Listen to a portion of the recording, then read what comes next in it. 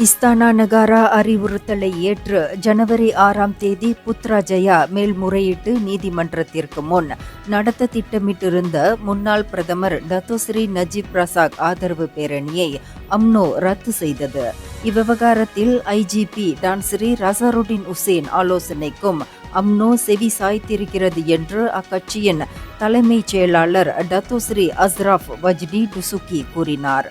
Najib வழக்கில் கூட்டரசு அரசியலமைப்பு சட்டம் விதி 42(1)(2) கீழ் மாட்சிமை தங்கிய பேரரசருக்கு உள்ள அதிகாரத்தை அம்னோ மதிக்கிறது என்று அவர் சொன்னார். அம்னோ எப்போதுமே மாமன்னருக்கு உச்சபட்ச மரியாதை வழங்குவதில் முன்னுரிமை வழங்கி வருகிறது என்றும் அவர் குறிப்பிட்டார். நஜீப் ஆதரவு பேரணியை நடத்துவதற்கு முன் அரசியலமைப்பு சட்டத்தையும் நாட்டில் அமலில் உள்ள சட்டங்களையும் மதிக்க வேண்டும் என்று அரண்மனை ஓர் அறிக்கை வழி பொதுமக்களுக்கு அறிவுறுத்தியது. இந்தியர்களின் இதய குரல் மக்களோசை.